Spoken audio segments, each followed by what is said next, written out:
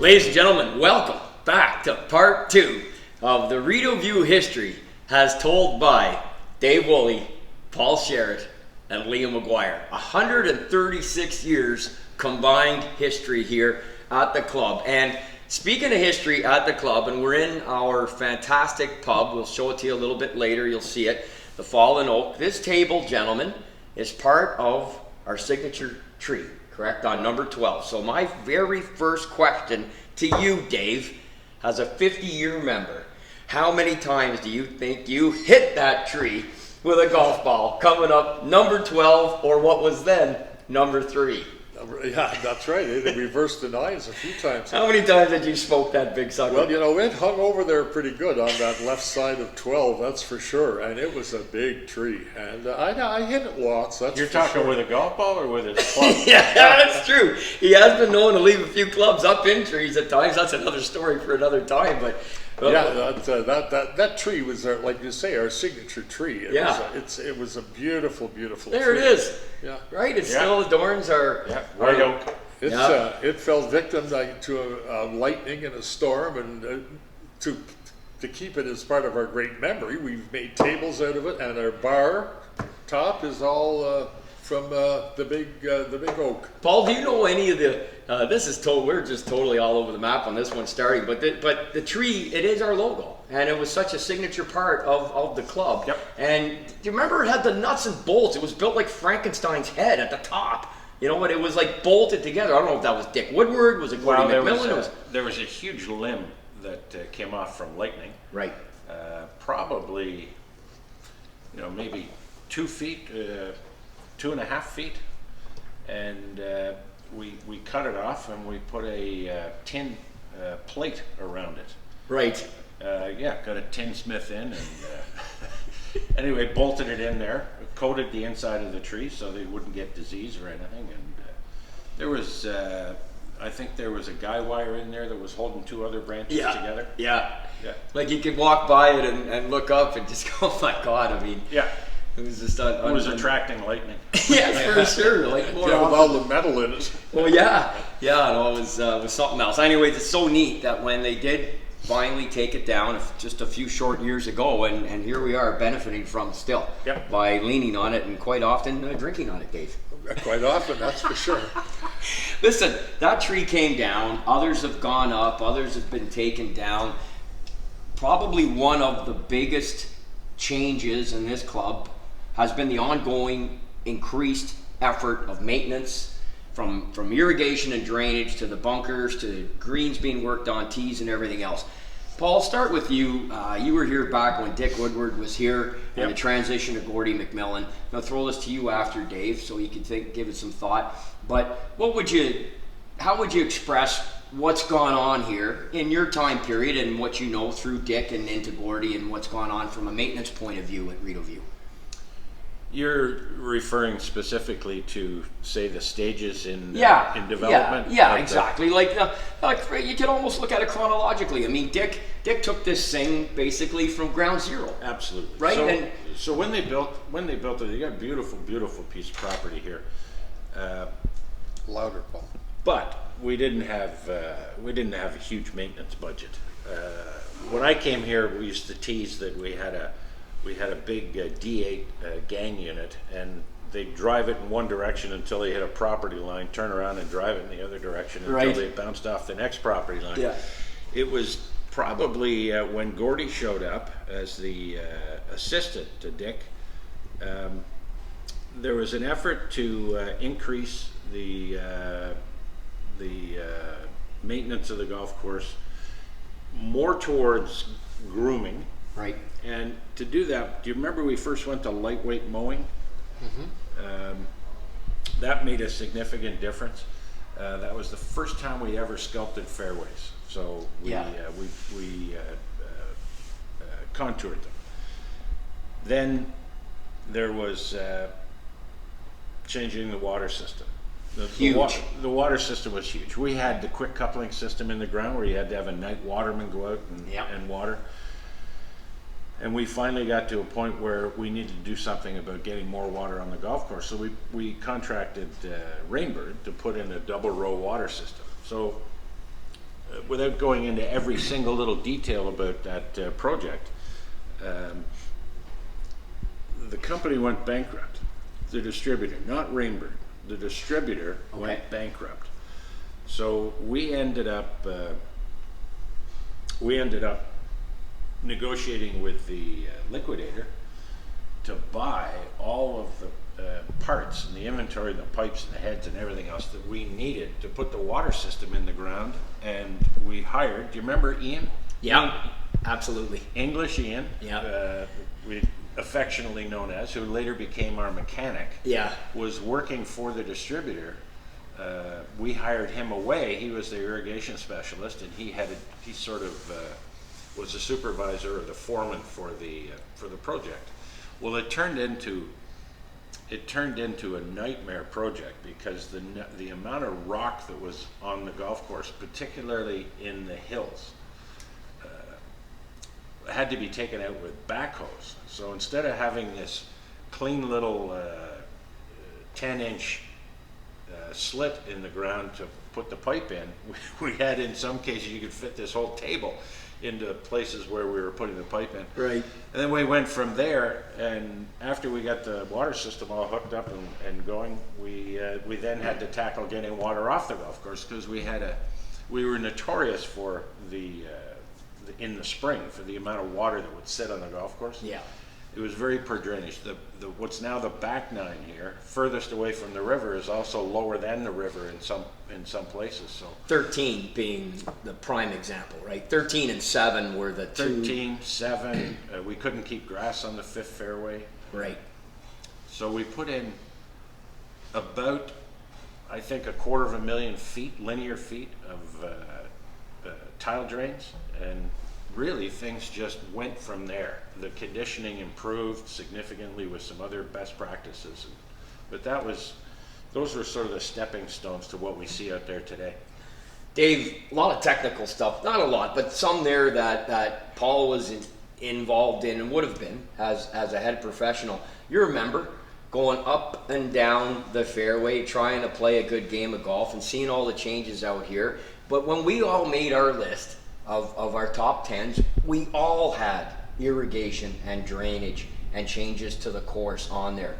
From a member's point of view, what did it mean to you? How can you describe how it was over the decades that you've been here that this course has improved? Whether you want to throw a shout out to Dick or not, or Gordy has. Well, I think of Dick. God bless him. He was the plumber, the electrician, the roof fixer, the greenskeeper, the everything. In fact, his wife was working in the bar some night to try and serve his drinks, I recall. So they were pretty. He was a jack of all trades, and I'm not saying he wasn't a master of anything, but he built some of the greens out here and altered them a bit. But Gordy has made the difference. Gordy's he's exceptional at what he does. And we have a course operating committee that's made these changes and or been involved with the changes. And every one, I would say there's been, I don't know, I shouldn't say 100, but every one has just made the golf course a little bit better as we go.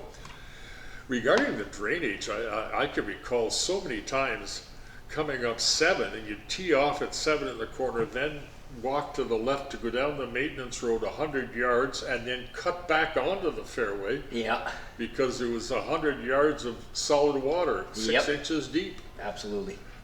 And that was pretty unique, and the same with number 13. Half of the fairway had grass on it, and the other half was virtually clay covered with water. So it made a big difference. And the drainage, one was outstanding in the fact that we were able to water the course and make it green, and the other was as much as important in the fact that drainage, it took all these massive puddles away and so on. So, no, I noticed a big difference, that's for sure. I remember a gentleman here, Hal McGuire. I said, Hal, how are you playing? This was a few years after everything was in place. And he said, I'm not hitting it so good anymore. I said, what do you attribute that to? He said, old age and a drainage system, or a watering system. Everything was nice and plush, and fairways were good. But you're talking about, Paul was talking about the watering system. way back in the early 70s when I was in plumbing and heating, they had to buy a new pump for the pump house down there. And they asked me to see what I could come up with. And if you know anything about pumps, you know, they can pump parallel water forever. It's not a big deal. But as soon as there's an elevation, it becomes head on the pump and it puts quite a strain on the pump. Well, we're pumping out of the Rideau River, and the pump house is down there, and you've got probably 1,000 yards to get to the clubhouse, elevated like this, Right. and then another 1,000 yards that way. And so the size of the pump was just astronomical when you think of pumping from the Rideau straight uphill for 1,000 yards. Yeah. And I remember that it was out of my league for that pump, and they ended up getting a new one, of course, but it was quite a massive undertaking, I'll tell you. Paul, we're just sitting here talking as we're between segments here and whatnot about a story involving John Gordon, Yep. arguably the most distinguished golf writer in Canadian history. And you've got a kind of unique story with him to share that's got a Rideau View connection. Yeah, well, we were talking in the first segment about the patio. Dave, you brought it up with the Canadian PGA Championship in '95. And just coincidentally, a couple of years ago at Canada Night at the PGA show in Orlando, I was one of the first ones to get into the room before Canada Night started, and John Gordon was there. We crossed over to each other to say hi, and there was a third person with us, and he said, Paul Sherrod, Rideau View Golf Club, the best 18-hole patio in Canadian golf. And I thought, well, after we did that segment, I was thinking that, boy, that ties in nice with what you said, but if that's the one memory John comes away with for Rideau View, that's pretty good.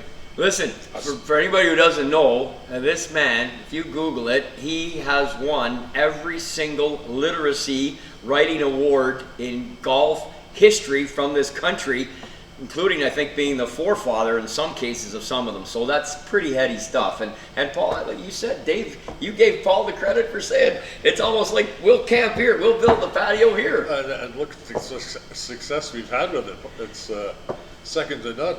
So it's quite an event. And this gentleman, John Gordon, being the writer he was, he traveled all across Canada, continually doing golf stories, seeing probably 150 golf courses, and to rank our patio number one, you know it's got to be special. Look, we all know some other great ones, and we touched on it. You did, Paul. I think, Dave, you would know what we all know. It's the proximity, right? It's one of the big reasons to the 18 green. Yeah. Plus now you can see 10T is right there too, so you've got that interaction, but it's 18 green. I love the fact that it's kind of layered. You know, you have a lower level, you have an upper level going in towards it's got everything. Yeah. Cozy. Even at that third level, you're not that far from the green. No. With the elevation, you feel like you're right on top. Yeah. It's beautiful. Like we talked about the old oak tree here, and Dave, how many times you probably smacked a ball into maybe this very piece of wood right here. I mean, God, how many pints could you have possibly have had on that patio? Well, if you'll give me about 3 hours to count, I'm ready. Let's get the calculator. No, it's absolutely spectacular. And before we get back to some of the golf at Rideau View, and we've got to finish the talk some segment about some of the golf and some of the great names. Just to finish here, we've also done some great work here with the clubhouse. The clubhouse has gone through some pretty extensive renovations and improvements and things of that nature. I'm going to throw a comment out, either one of you. I'll open the floor to either one of you about how it's improved here in terms of everything, right through from the locker rooms, right through to obviously the Oak where we're at, how they've conditioned it and everything. Any comments? Well, just in '07, it was in bad need of repair. It wasn't an attractive clubhouse. It was built utilitarian, if I could say that. I think Morris Wolfson was the architect. I think he designed a lot of warehouse buildings, but if you go back far enough, there was really none of the amenities that you would look for, and I'm sure people could say that about any golf course that was built in the late 50s. But it was in desperate need of repair. So, like a lot of major decisions at golf courses, it kind of split the membership a little bit. There was the bulldoze the clubhouse crowd, and build right from scratch. Yeah. And there was the renovation crowd, and then there was maybe a splinter group that said bulldoze it and put up a chip wagon. We're not here for the clubhouse, we're here to play golf. Right. Anyway, the renovation side won the day, and we could argue until we're blue in the face whether it was the right thing or the wrong thing to do, but it was a very cost-effective way at the time to get what we were looking for in a clubhouse that met the needs of the members at that time. Oh, for sure. We were definitely in need of a new one. It was the other one that we were repairing the roof every year. We were doing boiler repairs. It was constant. With the new clubhouse, it's interesting, like Paul said, it did split the faction with the golf. There was some naysayers and some for it. I was always for it. I just felt it was something it had to be. And in fact, when it was all done and looking as nice as it was, I had one of the naysayers who was a friend of mine. He came in to see it with me, and he said, "Do they have crow on the menu? Because I'm ready to eat some." And, Awesome. so it was well needed and well done, especially. So. Well, and you know what? I mean, you think about it, the most recent, probably major change has been the back patio. Now we have a back patio because we have moved up in terms of hosting a significant number of weddings pre-COVID, but even this year we got back to it. It's a big part of any club, the social aspect of it. I mean, that drives revenue as well. We've got a great location here for that. Now you've got the back patio, you've got the oak, so you've got numerous locations. I think the lockers are good. They're very, very, very excellently maintained and whatnot, and just the aesthetics of everything is just so much better as you drive up. It's just, Oh, for sure. I've always found it interesting where every time we've had extra revenue at the club, I don't know the percentage, but a lot of it was turned back into making the golf course better. Yeah. And then what was left over was used to upgrade the clubhouse or the lockers or whatever. But there was never somebody taking a profit. It was a case of turning it back into the golf course. You know, when we started, well, Paul, you can talk about this, but when we started aerating and top dressing fairways, the difference it's made, where we built up such a substantial layer of good quality soil, our fairways are pro material. fairways are exceptional. Look, you know what? You just raised something. I want to move things back onto the course and talk about really some of the nuts and bolts of Rideau View. I feel anyway has always been golf. We're a golfers club, almost as much or more than anything. But you just touched on something about our greens, and Paul, you could speak to this maybe a little bit more eloquently or succinctly as a head professional here, and everything else that you've done. But what's the optimum speed for members' greens? What do you like? How our greens, I feel, are always lush and roll well, but is it the stimp meter? Can you just what's a good speed out here at Rideau View? Is it 7 on the stimp? Is it 10? Is it 12 too quick? What would you say?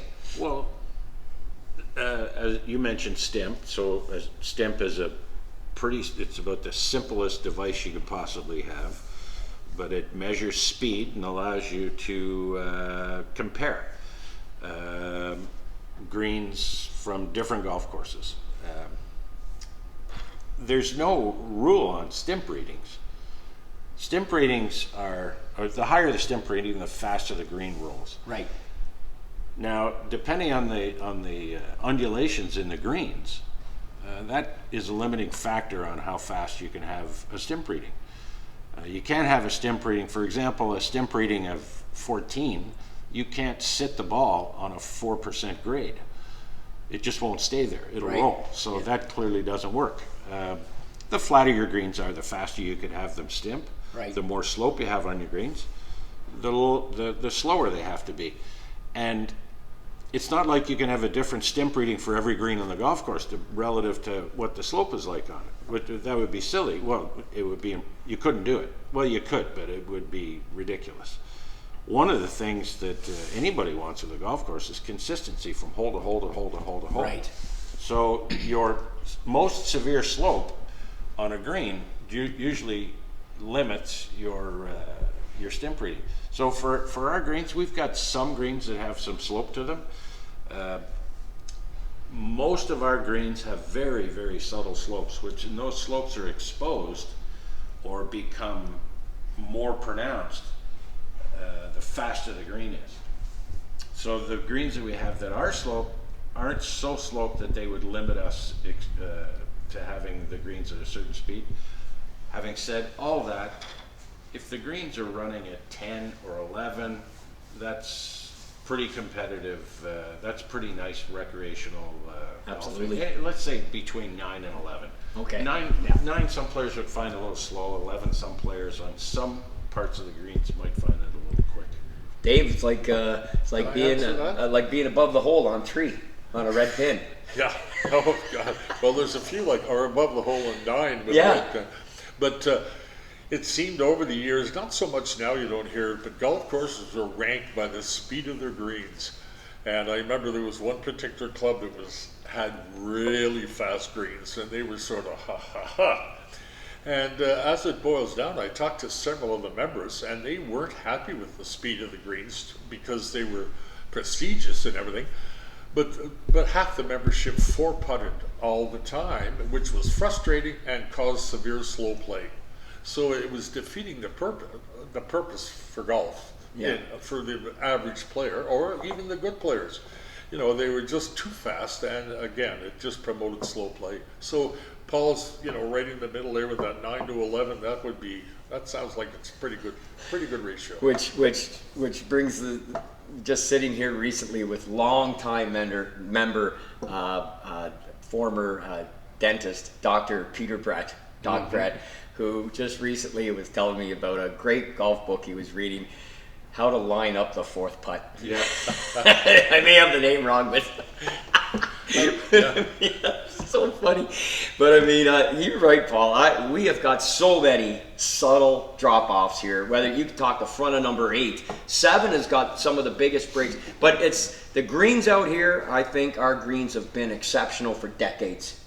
Would you not concur, Paul, as the guy who's worked out here longer than anybody? I mean, as a pro.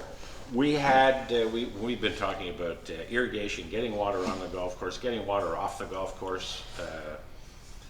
We struggled for years through the 70s and 80s having decent playing conditions on the fairways and decent putting surfaces. We suffered big time. You remember when sometimes you wouldn't have a full green to putt on before the middle of July because the winter damage was so severe. Yeah. Well, covering them. Gordon McMillan has just done an amazing job. You mentioned in the discussion aerifying and top dressing fairways. Well, I know how that happened, and it was at a committee meeting and Greens committee meeting, and we were talking about why do you top dress greens? Why do you airify greens? Relieve compaction, get on and on and on. And why do you top dress them? Smooth them out, refresh the soil, everything else. Well, why couldn't we do that to the fairways? And I remember Gordon at the meeting saying, "What? There's 90 acres of fairway, but you want us to, like, we already airified greens, but I was talking about taking the cores off, like harvesting the cores." Yeah. Gordon said, "Well, how would you do that?" That would cost a fortune. And we said, well, forget how much it cost. Think about it and let us know at the next meeting. So anyway, Gord, there was no equipment to pick the cores. So he created a machine, virtually jury-rigged a piece of maintenance equipment. And anyway, it's too hard to describe in words, but the next thing you know, we're airifying fairways, and when you pull a plug out of the fairway, when our fairways were all clay, so you'd be pulling a clay plug out, and here he goes behind the airifier. He's driving a machine that is sweeping up the cores, throwing them up a conveyor belt, and dumping them into a tractor that's going beside it, just like he was harvesting corn. Yeah. And then covering the fairways with sand. And we said, well, if we do it to the greens to make them smooth and lush, and why wouldn't we do it to the fairways? So we started, I think we had to be one of the first golf courses that would do that. We did that twice a year for 10 years. And since he started doing that, we've, touch wood, virtually have had no winter kill in the fairways. Maybe the odd year, I guess 2 years ago we had a very bad winter and we lost some grass, but not nearly what we used to lose. Totally, because of so much ice early. That's and right. then the snow came down and packed it. And then Gord did the same thing with the greens. Yeah. He started covering them with straw and blankets, and then he eventually put ventilation underneath them. Caressing them like a baby. And we're driving around in the wintertime, pulling a Buffalo turbine behind a snowmobile and blowing air through those vent systems that he had, just to keep the greens. And the greens have been perfect ever since. Yeah, man, if they ever. Gentlemen, let's belly up to the bar and to finish this next segment off, and we're gonna finally get on to talking a little bit about some of the nuts and bolts which has made this course great, and that's the golf ability and the golfers that have struck the ball here and things of that nature.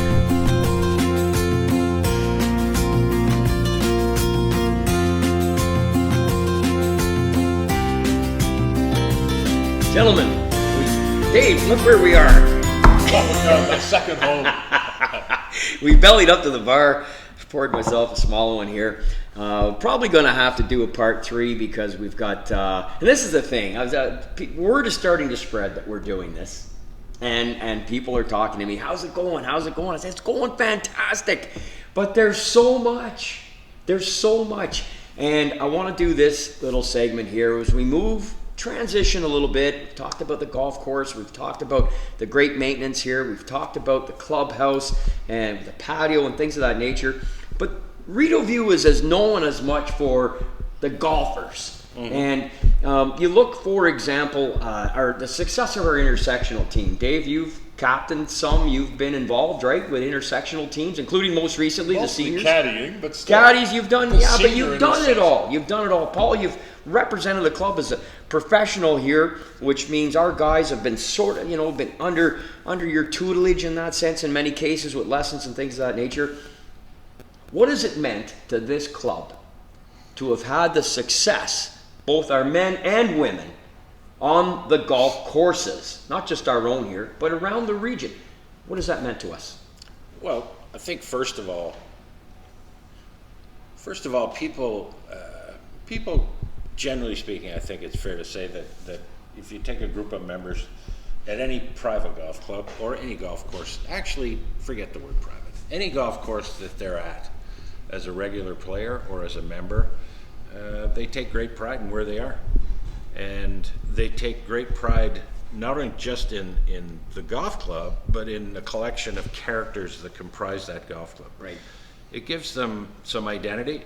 Doesn't it feel like with the intersectional teams, the success of the men's intersectional teams and the ladies intersectional teams and the junior intersectional teams, that to me, it makes me feel like I'm going to a Friday night high school basketball game when I was in high school in the 60s.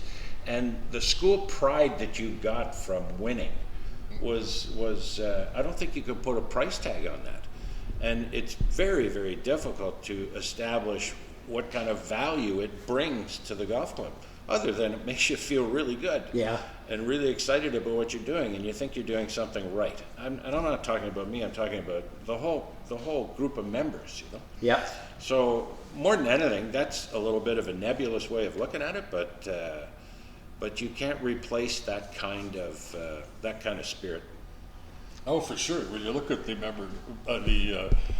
intersectionals at the Hunt Club or wherever we go, there's always 50 to 100 members of Rideau View cheering the team on right to the end, and none of the other teams usually have very many people there, and we're just packed cheering the team on.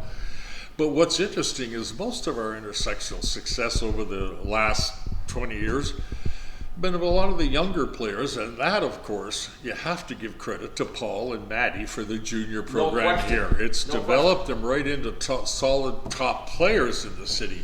So, as you know, that's aside from the pride, but I'm just saying that's one of the reasons why we're as good as we are. And of course, when we're as good as we are, that's when we all pound our chests and feel so good about Rideau View for sure. I want to give a shout out to the ladies, because if you go back, we had, like, if you go back 20 years, and you've got Judy Collins, Claire Paulin, and Susan Pearl, were tearing it up. You go back 25 years before that, and it's Nina Dover, Nancy Saslov, and Sandy Weltman. Yep. And they were three of the best on any given event, either top 3, top 4, top 5, regularly. Yep. It was really the ladies in the 70s who kind of, I think anyway, who took the notoriety of this club. Yes, we talked about the Canadian Junior in 76 in the first segment, but those women in particular, and their names are all over the club championship board out here. We all know them all so well. But so that the intersectional's a huge part of it. But even the success of the members, male and female, and the juniors who have played here, success breeds success, does it not? Absolutely it does. Absolutely it does. You know, success is a product of certain habits, right? So success is it's an attitude. So it's wonderful. Speaking of the ladies and how long you've been around caddying and everything else, Yeah. I'm not sure what year it was, but Sandra Post played an exhibition here with Nina Dover. Yeah. Do you remember what year that was? I want to say 74. Could that be? I don't know the Yeah, year. I don't know the year. I want to say 74, but I could stand to be corrected on that. Yeah. But I want to say 74, but it was in that era. So it's not like we just had the Lone Star Shootout. On the women's side of things, Sandra Post being here was a big deal. Massive, Yeah. massive thing. And it may have even been a year or two earlier than that, but I do recall it being in and around that time period anyway, for sure. And I know, and you're right. I mean, I caddied for Sandy Weltman. I was her personal caddy when the ladies won the city and district as a threesome, and I thought it was so amazing 25 years later with Judy and Claire and Susan duplicated the fact, and it was amazing. And then in 1991, Dave, our men's intersectionals began a run that's unprecedented. We are the all-time #1 winners in the region, and Paul, you touched on it, and tell you what, we are proud. Yeah, we're fiercely proud of the success that Rideau View has had on the amateur local scene. Oh, for sure. But you know, back to the ladies, they are now the champs of the B division. They're moving up to the A division. They are in the A division with the regulars, and the seniors have now moved up into the A division. So they're nailing it better than the men, I might add, who are down in the C division in the seniors. But and it's so the ladies have as much pride as the men about I know the they do. intersection. Absolutely. The intersectional day here, you can't get a seat near the patio. It's just packed with the women watching their fellow players coming in and enjoying the success. So the women are pretty dominant out here in running the patio and of course enjoying success in the competitions too. So it's they've come a long way, that's for sure. We'll just finish by saying this, that before I go to one other thing here, that even, for example, this year under COVID, here we are with our team competing at the Hunt Club, who were defending champs, and we had 20 guys gathered around a cell phone watching while Brett Merriman held up his phone to video Chris Collins and Ben Bell on 18. I don't know. I just don't think other courses are doing that. I don't think they have a membership. Dave, you touched on it. Every time Rideau View plays at another course, you're always there, I'm always there. It has our close to 60, 70, or 80 others. Oh, yeah. We travel well too when we take our teams on the road. Oh, like it's a very fiercely proud. Not to leave all your good buddies from up the line, up the valley out of it. The Gordon Cup Oh, a massive. Yeah. Which yeah. they play the Yeah. source of pride for making the Gordon Cup team. Yep. Great point. And Yeah. the people that come out to support the Gordon Cup, it is a massive deal Yeah, it in is. the valley. Yeah. So, No, you listen. Once just, you I just don't want Muffer on Joe coming after me. no doubt about it. Listen, I know all those guys too. When you start rolling up Highway 17 and you're going up the Ottawa River, you're bringing out some serious pride. And look, we're the A champs in the intersectionals. Dave said the ladies are going back to the A. It's the juniors have been stalwarts out here.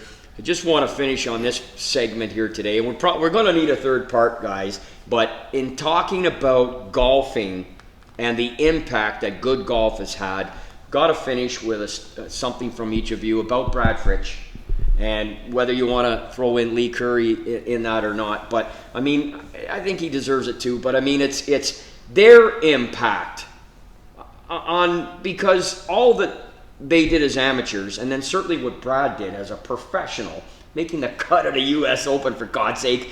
I mean, they're doing it. They were doing it under the Rideau View flag, the Rideau View crest, the Rideau View colors. You know, I mean, pretty damn significant. Oh, absolutely. Absolutely. Every time I walk by down the hallway there, Yeah, the and picture. I see the Yeah. Farmers Open, I know. Tiger Woods, Kuchar, and then I think Brad Fritsch. I know, it's unbelievable. Tied for second. Yeah. After the third round, that's pretty exciting stuff.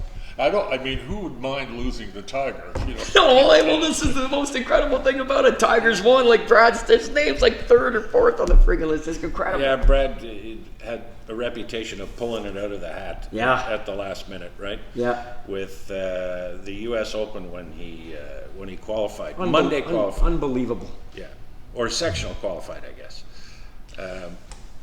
You were going to say something? Brad, you talk about immense pride of our intersectional team, how proud we were of Brad. Yeah. We had fundraisers here for him where we picked up $25,000 for him one night. Donnie Bell, $500 for a driver, and he throws it back and said, auction it again, more money for Brad, you know. And I was helping sell sponsorships for Brad where it cost $3,000, and we had 30 members put in $3,000 to get him $90,000 to get out there on the tour and do the best he can. Yeah. And the old saying, the money runs out before the ability, but or the talent. Yeah. So anyway, I'm just saying, there's the Rideau View boys stepping up to. That's a great point. The membership helping drive both for him and Lee and you know, different degrees of success and whatnot, and you know, you look what Lee did as an amateur, and that brings back, you say him, then that goes back to like Billy Holtzman, you know, and all of the other fantastic amateurs, now a parade of them that have gone NCAA routes, now with Dylan Armstrong down there, you know, representing. She just won our Ladies Club Championship this year, and by the way, participated in a long drive and hit 280. Yeah. 280, Dave. No. 280. I mean, Tony Romani back in the 90s. Back in the day, let alone you get into guys like Chris Coram, 10-time club champ and 2-time now senior champ and everything. I mean, there's so many. You look at our board and you know, it's just, I just think that we gave a lot of credit, and deservedly so, to the intersectional teams, but Brad and Lee and now Dylan and a number of others, Julia Malone and her success that she's had, and a number of others, that drives, I think, interest in this place as well. Sure it does. You know, it's just a huge part of it. A huge part of it. We're going to cut her for today, and there's no doubt we have to do a part 3. And if we get some weather, we'll get out on the course. Did you say a par 3? A par 3. We'll go and play a par 3. That'll do it for today with Dave Woolley, Paul Sherritt, Liam McGuire. We'll be back.